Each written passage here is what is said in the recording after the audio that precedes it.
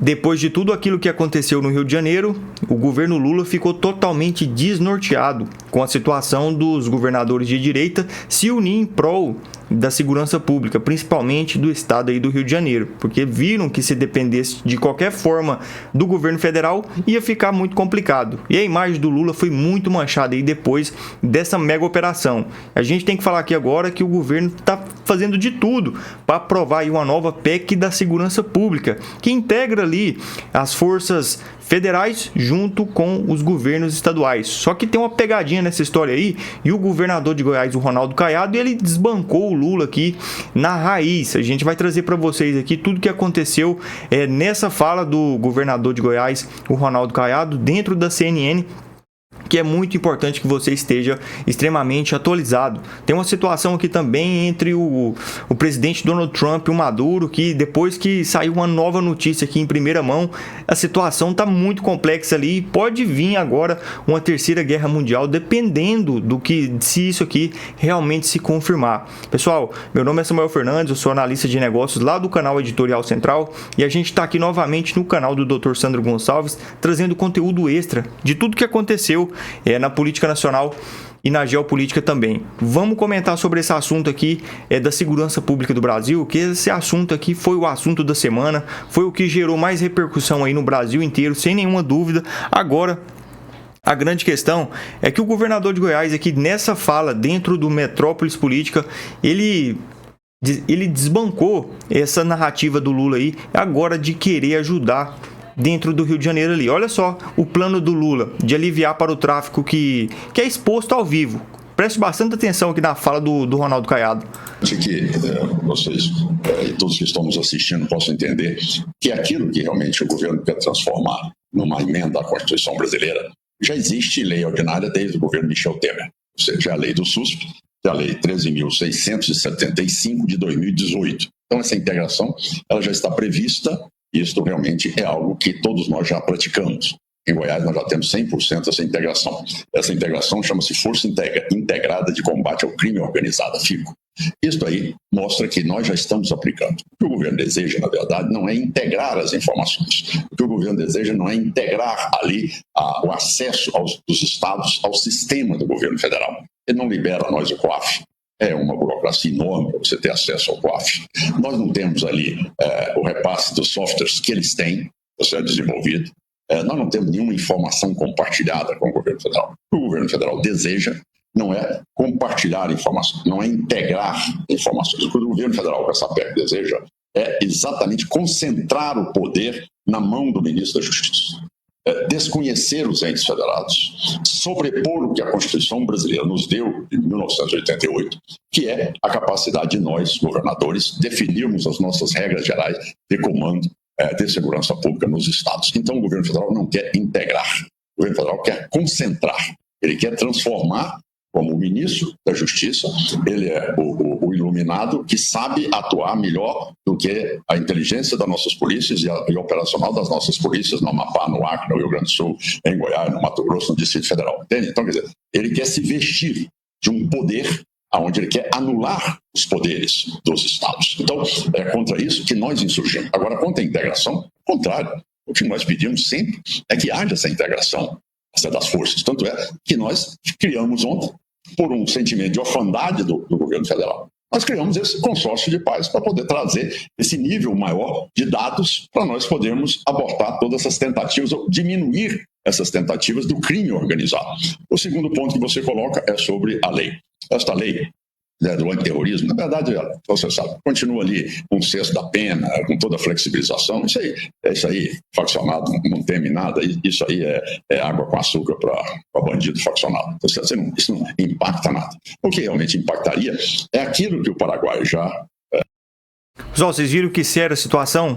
O governo federal, na verdade, ele não quer integrar, ele quer dominar toda a questão aí da segurança pública do país, porque a partir do momento aí que uma proposta emenda da Constituição dessa natureza, ela foi implantada, praticamente aí ela tira, de certa forma, a força do Estado de agir. Aí você imagina só, um governo hoje que está no Brasil que não tem a mínima responsabilidade com a segurança pública do povo. A gente vê aí os números aumentando cada dia mais. Hoje, 1/4 da população brasileira, ela vive sob o jugo dessas facções criminosas, aí coloca o poder inteiro praticamente aí dentro do governo federal. Isso aí é um negócio que o governador de Goiás, ele desbancou de cara aí. E agora, vamos mostrar para vocês aqui qual que é a verdadeira preocupação da esquerda aqui nessa questão toda. Olha só essa publicação que acabou de sair aqui no Poder 360, que foi uma fala aqui da ministra Gleisi Hoffmann. Presta bastante atenção, ó. Governadores de direita querem o Brasil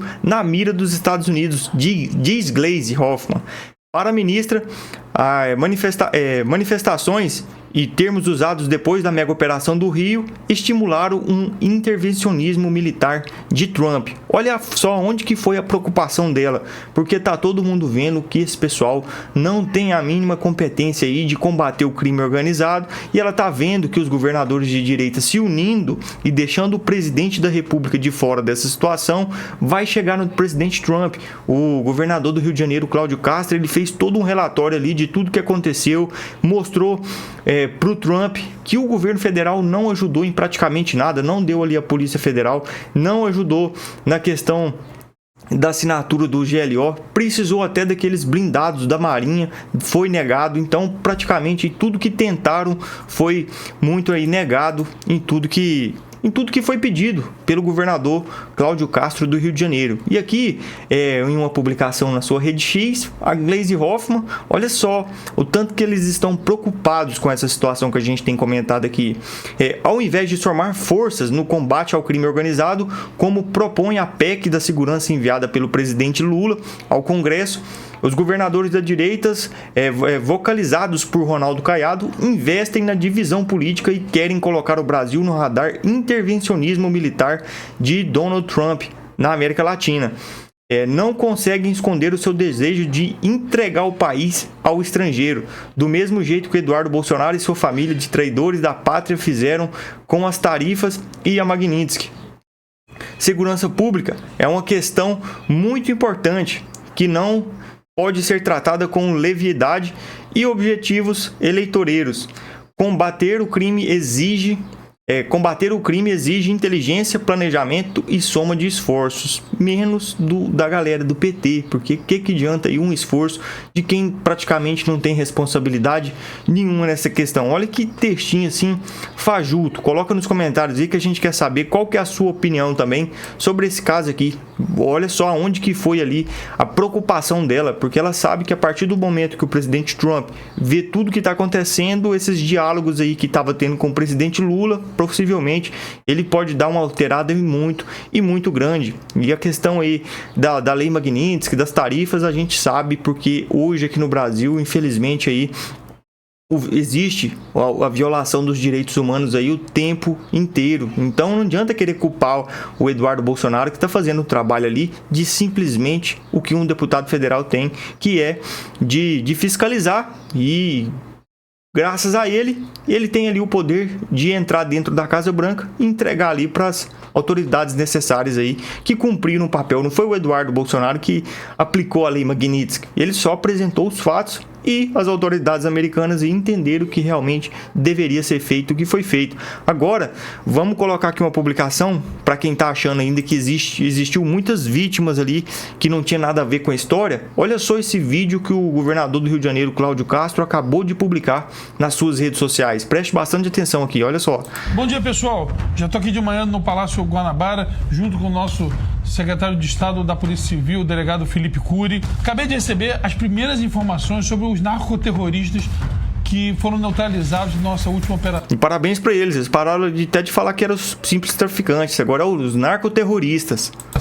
E as informações são impressionantes. 59 pessoas identificadas até o momento, todas com histórico criminal. 22 delas naturais de outros estados. 6 do Pará, 6 do Amazonas, 3 da Bahia, 2 de Goiás, 2 do Espírito Santo, 2 do Ceará, 1 da Paraíba. E alguns exemplos muito sensíveis que eu vou trazer para vocês aqui. Espírito Santo, russo, chefe do tráfico em Vitória. Amazonas, Chico Rato, chefe do tráfico em Manaus. Bahia, Mazola, chefe do tráfico de Feira de Santana. Goiás, Fernando Henrique dos Santos, chefe do tráfico em Goiás. Doutor Felipe, trabalho primoroso da nossa perícia. Exatamente, senhor governador. Um trabalho fantástico feito pela nossa perícia, pela uma força-tarefa que nós fizemos no ML com nossos peritos legistas, com a rápida identificação desses narcoterroristas que foram neutralizados na Operação Contenção, e mostra justamente que o trabalho de investigação e de inteligência que foi realizado nessa operação pelas polícias civil e militar estavam corretos, ou seja, um trabalho preciso de inteligência que mostra aí o resultado, todos com anotações criminais e todos esses narcoterroristas de extrema periculosidade e chefes de facção criminosa. É isso aí, gente. O nosso trabalho é livrar a sociedade do tráfico, da milícia, de todo aquele que prejudica o nosso direito de ir e vir. Nós continuaremos trabalhando com técnica e respeito à lei para que a gente possa estar devolvendo o direito de ir e vir do nosso Rio de Janeiro. E já vamos entregar o relatório completo, sobretudo para as autoridades, porque no Rio de Janeiro transparência é fundamental. Vamos continuar trabalhando. Um abraço. Olha só casca grossa aí que perdeu sua vida ali na troca de tiro com a polícia, e a grande mídia quer vender aquela ideia que foi praticamente aí, eles não sabem com quem quem que morreu ali, na verdade, naquela operação. Essa operação aí vem a seguinte questão: a grande mídia tentando vender aí para todo mundo que foi uma operação muito sangrenta, que não sei o que. Aí perguntaram à população, e olha só, a gente trouxe uns dados aqui que aconteceu depois dessa mega operação. Uma delas aqui é essa publicação aqui do Balanço Geral, que fez ali uma enquete ao vivo perguntando o que a população, se ela concorda ou não com essa mega operação. E olha só a tamanha diferença aqui. Nessa votação foi 25 mil aprovando ali as mega operações dentro das favelas e apenas 1.900 dizendo que não. E outra publicação aqui que também traz a mesma enquete é uma outra publicação.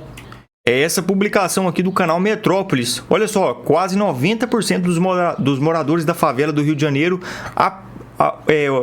apoiam a operação contra o Comando Vermelho. Olha só a publicação aqui do canal Metrópolis. A maioria dos moradores da favela da cidade do Rio de Janeiro apoiam a mega operação policial realizada esta semana nas favelas da Penha e do Alemão. De acordo com uma pesquisa da Atlas Intel, é a segunda pesquisa com o número de 88% das pessoas que estão aprovando ali. Então, não é brincadeira, esse aqui não é um número que a gente pode deixar simplesmente para lá. É praticamente aí todas as pessoas do Rio de Janeiro, que são pessoas do bem, apoiam sim a polícia a entrar ali e fazer essas mega operações, porque ninguém aguenta a viver sobre o jugo dessas facções criminosas aí o tempo inteiro. Agora, para a gente colocar aqui uma última publicação sobre esse tema, e prova disso é as ruas do Rio de Janeiro aqui, que provam por si próprios aqui, que mostra que a população aqui tá aplaudindo de pé os policiais. Olha só.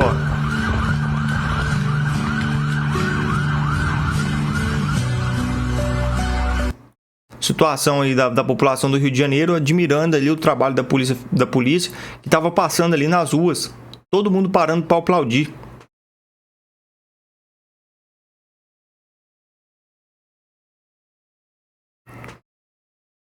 Essa aqui foi uma publicação aqui do Diário 360, onde diz o seguinte: nas ruas do Rio de Janeiro, as famílias e cidadãos de bens se reuniram para aplaudir e homenagear os policiais. Entre os gestos emocionados e palavras de gratidão, o povo reconheceu a coragem, o cumprimento e o sacrifício desses profissionais, destacando a importância de valorizar quem enfrenta o crime de frente, garantindo a segurança e a paz das comunidades.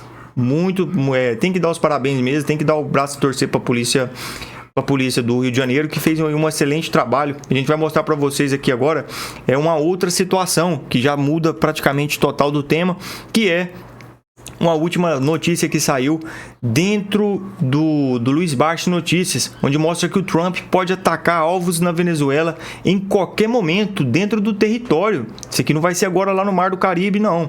A gente vai comentar sobre esse assunto aqui agora um pouco, que tem dado muito o que falar e tem a resposta imediata ali da Rússia depois dessa história aqui. Olha só, o governo dos Estados Unidos estaria prestes a atacar instalações militares dentro da Venezuela. Segundo informações obtidas pelo Miami Herald, fontes de conhecimento na operação afirma que os ataques podem ocorrer a qualquer momento e faria parte de uma nova fase da ofensiva americana contra o chamado Cartel de los Soles, grupo de narcotráfico supostamente comandado pelo ditador Nicolás Maduro e por altos membros do seu regime. De acordo com o Wall Street Journal, os alvos seriam base e estruturas militares usadas pelo cartel, e as ações teriam como objetivo enfraquecer a hierarquia e interromper o tráfico de drogas.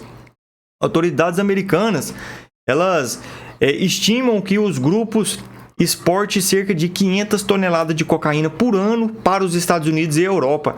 Embora não haja confirmação se Maduro seria um dos alvos diretos, uma das fontes declarou que seu tempo está se esgotando e que generais próximos estariam dispostos a capturá-lo. Então, a gente vai ver uma situação aí logo, porque imagina só, a gente não pode imaginar que o presidente Trump está tendo toda uma despesa dessa aí no Mar do Caribe. A gente estudou aqui antes de comentar sobre esse assunto e existe um dado interessante demais, que é a questão aí do valor logístico para deslocar essa tropa que foi para o Mar do Caribe. Os Estados Unidos está gastando aí $1 bilhão por dia para deixar ali os maiores porta-aviões do mundo, aqueles 7 embarcações que é os navios destroyer, tem submarino nuclear, tem 10 caças F-35 ali em Porto Rico, que é pertinho da Venezuela. Então a gente está vendo aí que a tensão está aumentando muito. Depois ontem que saiu aquela notícia que o presidente Trump a qualquer momento também ele vai fazer testes de bomba nuclear, ele já está vendo aí que pode ter interferência de outros países nessa questão da Venezuela. Prova disso foi essa matéria aqui também que saiu no Braddock Show, que a Rússia apoia o Maduro e ameaça: estamos preparados para responder a qualquer momento. Olha só essa publicação também para a gente ficar mais atualizado. Olha só, porta-voz do Ministério das Relações Exteriores da Rússia emitiu declaração oficial sobre a tensão na Venezuela. A Maria Zakharova afirmou que apoiamos a liderança da Venezuela na defesa da soberania nacional. Abre aspas para ela de novo, estamos preparados para responder. Melhor dizendo, apoiamos a liderança da Venezuela na defesa da soberania nacional. Fecha aspas. Esse aqui foi a porta-voz das relações exteriores da Rússia. Quem é a Rússia? Agora a gente faz a seguinte pergunta: quem é a Rússia para falar de soberania nacional, tendo em vista aí o que fizeram com a Ucrânia? Eles querem cutucar a onça com a vara curta mesmo. Porque se a Rússia estiver achando que vai conseguir intrometer nessa questão aí do narcotráfico, que os Estados Unidos está querendo exterminar na Venezuela, a gente acredita aí que a Rússia tem muito mais a perder do que a ganhar, porque defender um ditador igual o Nicolás Maduro aí, só se tiver com o rabo preso também, porque essa situação aí ela pode implicar aí numa terceira guerra mundial. Olha só, contra a pressão americana, a diplomata advertiu, abre aspas novamente: estamos preparados para responder adequadamente às ameaças emergentes na região caribenha. Continuando aqui, o Kremlin pediu aos Estados Unidos para respeitar a lei internacional. Nossa, que hipocrisia é essa? Em atividades militares próximas à Venezuela, porta-voz Peskov declarou que a Venezuela é um país soberano e as suas decisões devem ser respeitadas internacionalmente. Se hoje em dia, se o ditador Nicolás Maduro tivesse respeitado a soberania do povo venezuelano e não ter fraudado ali as urnas, não ter feito o que ele fez, talvez ele deveria até ser respeitado mesmo, por mais que ele fez tudo. Mas depois de tudo, depois de ter sacaneado tanto o povo da Venezuela, eu quero saber da sua opinião, se ele deveria ser respeitado aí ou não. E fica a seguinte pergunta novamente: quem é a Rússia na fila do pão aí para falar em soberania nacional, tendo em vista aí o que fizeram com com a Ucrânia naquela situação da vez. E a gente sabe que se não fosse o presidente Trump hoje nos Estados Unidos, talvez a Rússia, aqueles países vizinhos ali, já tinha tudo entrado na vala também, porque quem não respeita a soberania de ninguém é esses regimes da extrema esquerda, que é a situação da Rússia, da China, de tudo isso que acontece. Agora, vamos colocar aqui uma publicação do Maduro, de tanto que ele está desesperado aí com essa situação, que saiu agora aqui dentro do Poder 360, onde diz que o Maduro, em desespero, pede à Suprema Corte da Venezuela a revogação da cidadania para quem se unir ao exército estrangeiro. Porque está tendo algumas informações internas ali nos bastidores dentro da Venezuela que os cidadãos de bem estão, de certa forma, ali colaborando ali com as autoridades americanas. Porque tem algumas autoridades americanas ali infiltradas dentro da Venezuela, que serve ali, de certa forma, de espião. Olha só essa informação aqui. Ustedes vieron Leopoldo López, ustedes vieron a Leopoldo López pidiendo que el ejército gringo se meta aquí, como que eso fuera soplar y hacer botella, y lo nombren presidente a él.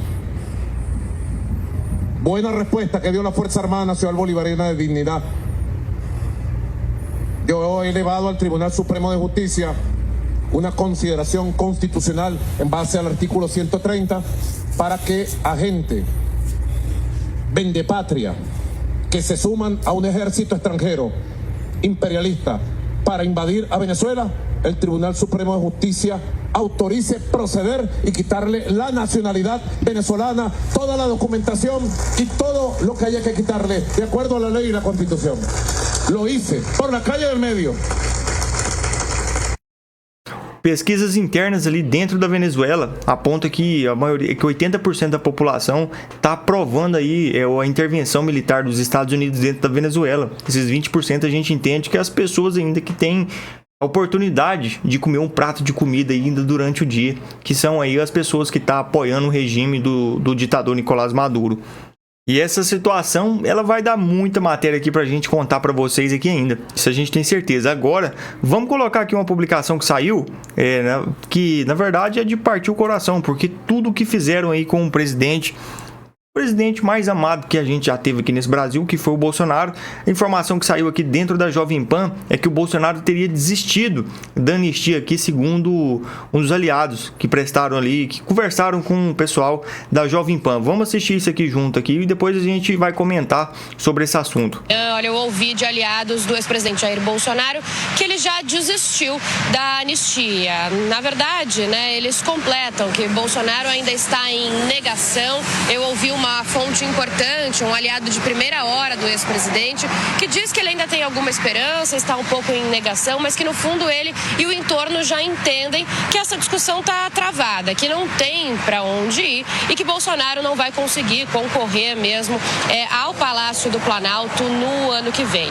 O entendimento, inclusive, sobre essa manobra que o partido dele, o Partido Liberal, pretende fazer na Câmara para tentar ainda fazer um gesto em prol da anistia é tido como isso mesmo, como um gesto, como um aceno, principalmente a Bolsonaro e ao eleitorado bolsonarista, ao eleitorado, então, do ex-presidente. O que o Partido Liberal, PL, pretende fazer na Câmara dos Deputados é aprovar uma manobra que vai privilegiar uma emenda dentro do projeto de lei da dosimetria. Eu explico, Eles vão apresentar um dispositivo chamado destaque de preferência. Então, eu ouvi algumas lideranças importantes do PL e eles me explicaram um pouco o que acontece no destaque de preferência. Eles vão apresentar nada mais, nada menos do que uma emenda dentro do projeto de lei da dosimetria, que é uma medida ali mais fraca, do que a anistia, não dá ali o perdão às pessoas, nem ao ex-presidente Jair Bolsonaro,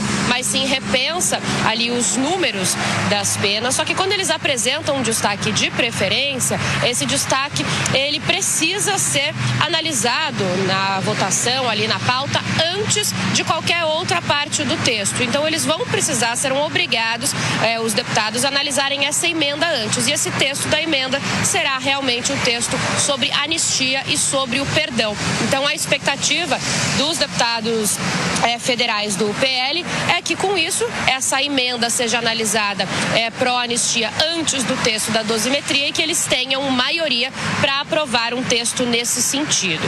Os deputados do PL acreditam que tem maioria, então, para conseguir avançar com o tema. Mas outros parlamentares com quem eu conversei, de centro ou de oposição, acreditam que isso pode não ocorrer, que mesmo com destaque de preferência, mesmo obrigando os deputados, então, a analisarem o texto da anistia antes da dosimetria, um dentro do outro, eles não devem conseguir maioria para alavancar. Alguns aliados do governador de São Paulo, Tarcísio de Freitas, inclusive, me disseram mesmo que esse texto já morreu. Eu escutei que é uma pauta que não é boa para ninguém e que o Congresso Nacional não está confortável com essa situação. Digo isso porque Tarcísio de Freitas lá atrás foi o principal articulador, né, da anistia, foi ele quem conseguiu ali convencer Hugo Mota, o presidente da Câmara, a pautar o texto num jantar reservado. Ele chegou a viajar para Brasília para articular a anistia, mas agora os aliados, o entorno do governador, também já não acreditam mais nesse projeto, no avanço do projeto, pelo menos. Só na dosimetria, que já está acertada com o judiciário. Mas o fato, então, é que em breve o Partido Liberal, assim que conseguir voltar essa discussão na Câmara, conseguir voltar a pautar a dosimetria na Câmara, deve apresentar esse destaque de preferência para retomar a discussão da anistia. Um dos membros do PL, um membro importante, me disse a seguinte frase: nós vamos conseguir maioria para aprovar a anistia de verdade. Então essa manobra está em vista, deve ocorrer, mas lembrando, Nonato, que ainda não tem data exata para que essa discussão seja retomada na Câmara. Tem outros assuntos pipocando e entrando na frente, mas essa é a expectativa, então, dos deputados.